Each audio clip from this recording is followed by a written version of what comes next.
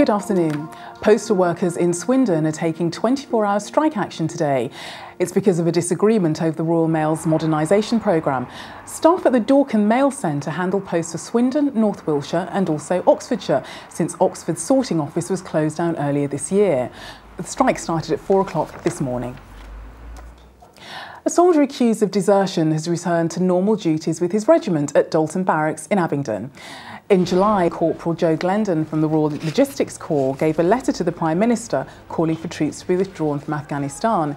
He went absent without leave in 2007 and later handed himself in. He's awaiting a court-martial. A proud day for RAF Benson as Merlin helicopters fly past over the Oxfordshire countryside. Family members and colleagues gathered in the sunshine to greet the remaining 2 Merlin aircraft as they landed at RAF Benson this afternoon. It marked the end of 6 years of their continuous service in Iraq. It was good.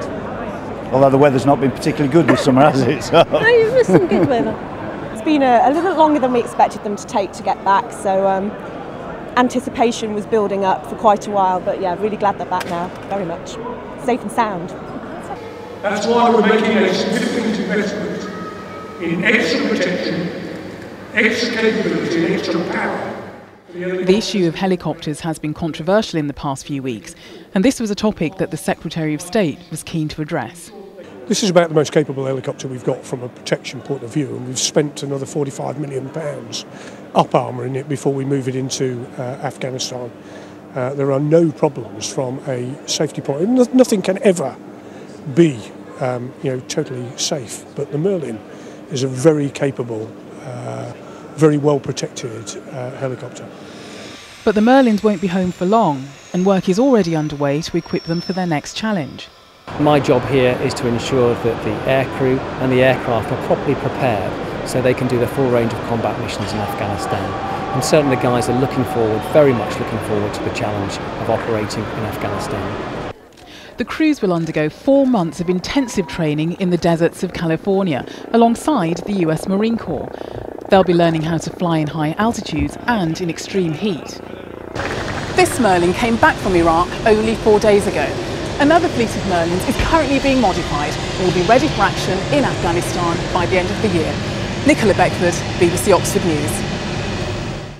It's cases like these that cost the NHS money, and documents obtained by the BBC under the Freedom of Information Act shed light on the estimated amount spent by the NHS as a result of bullying. For many people, modifying their cars is more than a hobby. It's an art form in which they invest a lot of time and money. But for others, these types of vehicles will always be associated with thumping music and boy racers. Caught on camera, young people dealing drugs on a London street. Money changes hands and the deal is done. I was making about 400, 500 a week. Carlos used to be one of these young dealers. At 15, he sold drugs to make ends meet. At the time, my mum had more or less just upped and left, so to speak, upped and left me and my brother on our own in my house kind of thing. So really, it was more or less me looking after me and my brother on top of just myself. So when my mum had gone out to pay electric and food for the house and dog food and stuff like that, really. It was a chaotic and dangerous lifestyle for a child to live. So it was like, I was scared that all that could have happened is someone could have come to my house, someone could have phoned me to ask for something and then robbed me there, and I could have just got myself shot for over a bit of weed, really. For some children in some areas of London, dealing is not unusual. More than 1,000 children have been arrested for drug dealing in London over the past 3.5 years. These figures, which we obtained under the Freedom of Information Act, show that children as young as 12 have been arrested in London for dealing drugs. But academics have discovered a disturbing new development: the possibility that even younger children could be getting involved in drugs. One of the things that we became aware of was that youngsters as old as 8 or 9 were claiming affiliation to gangs. And certainly they were aware of what was going on in the neighbourhood in terms of who had guns, who had drugs. Experts believe that due to the hidden nature of drug dealing, the bulk of this activity does not appear in criminal statistics. And if this is the case, the numbers of younger children involved could be more than previously recognised. Nicola Beckford, BBC London News.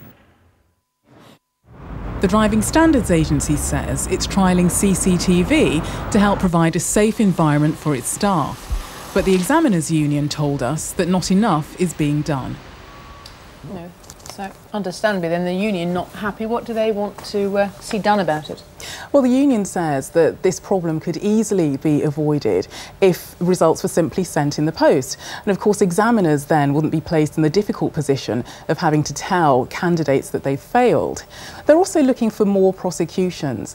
And what they also really want is to have clear posters in test centres that say, look, you will be prosecuted if you attack our staff. Is there any indication, though, Nicola, as to why these attacks are on the increase? Is there a change in society's expectations when they sit these tests? Well, I spoke to a number of instructors and examiners, and what came through quite strongly was the fact that there has been this change in attitude. And one of them actually said it's the new pop idol generation. They're not used to having the word no said to them. So they pay their money, they take their test, and they just expect to pass.